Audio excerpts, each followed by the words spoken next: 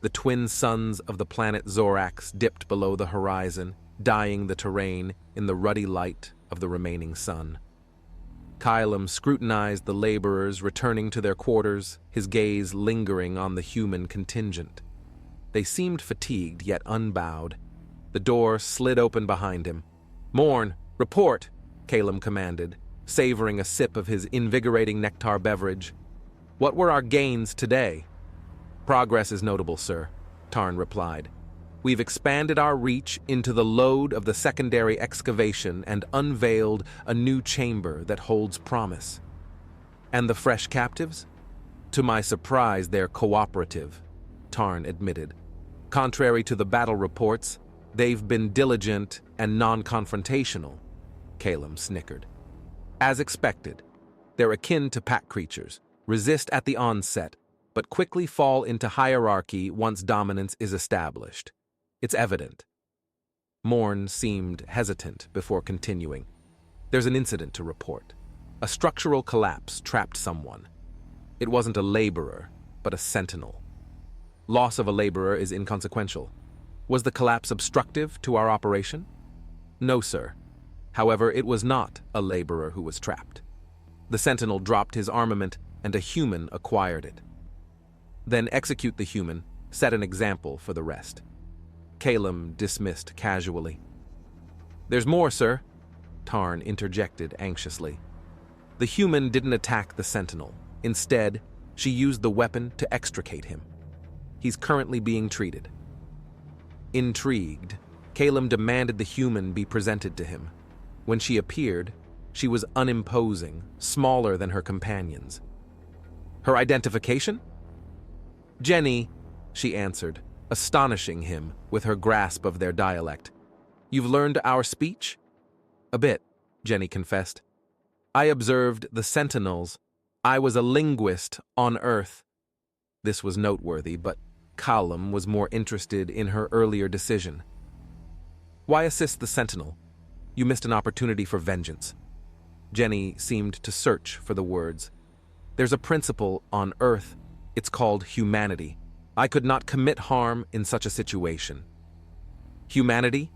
Kayom rolled the word around. "You expected a reward for this humanity?" He made it clear that liberty was not an option. "No reward. We accept our defeat, wish only to live and serve. Grant us tools, and we serve better." Kayom weighed Morn's expectant glance for instruction and decided to cautiously permit a select few obedient humans access to tools under strict supervision. "Any issues and it's back to manual labor," he resolved. Jenny expressed her gratitude, but Kayom had a different role in mind for her. "You will not speak of my leniency. You will serve me, personally, as a domestic." While Tarn voiced concern, Kayom's decision was final. Given Jenny's inaction with a lethal weapon, he deemed her a non-threat to his person. Months later, at a council gathering, Kayom showcased the human's exemplary productivity and loyalty to his doubting peers. To demonstrate, he called upon Jenny, who was now adorned in the finest attire of Zoraxian silk, her presence a testament to her transformation. She carried a tray with drinks, her facial expression resembling what she had referred to as a smile.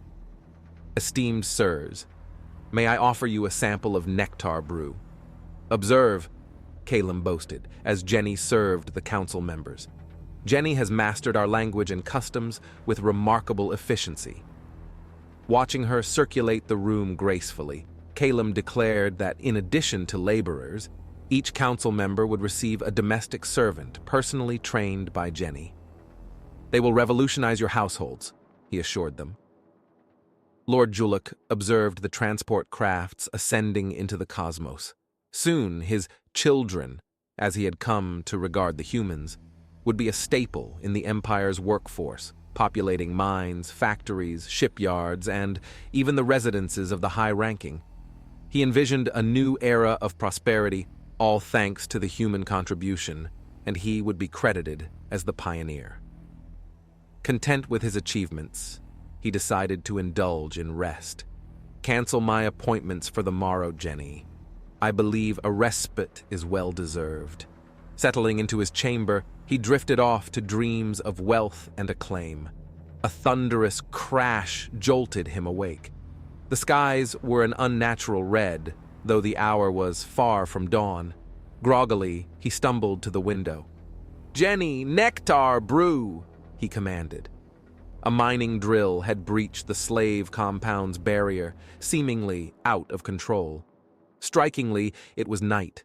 No time for such machinery to be active. The drill had struck a fuel line, now spewing flames, which explained the eerie illumination.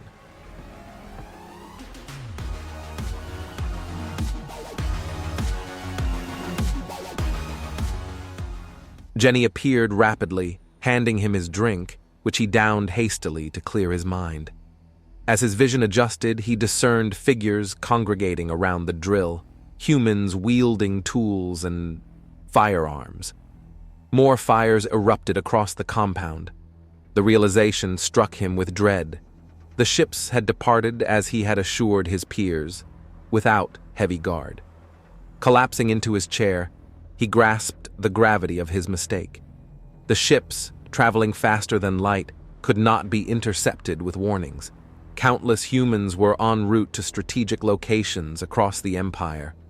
His gaze snapped toward Jenny, who stood by the window watching the unfolding chaos. Her expression was ambiguous.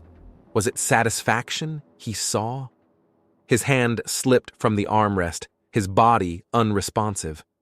A sudden weakness enveloped him, more profound than any fatigue or shock could explain. For the first time in ages, fear crept into his heart. Bringing the cup to his nose, he inhaled, a scent that wasn't right. How had he missed it earlier? With diminishing strength, he hurled the cup against the wall, a futile gesture now. Jenny turned to him, her silhouette framed by the inferno beyond. "You know?" Her voice was different, assertive, confident. "I think you were on to something." She leaned closer as his vision dimmed. "We proved to be quite serviceable slaves, but," she continued, her voice steady and revealing a hint of resolve, "if there's one thing humans excel at, it's subterfuge.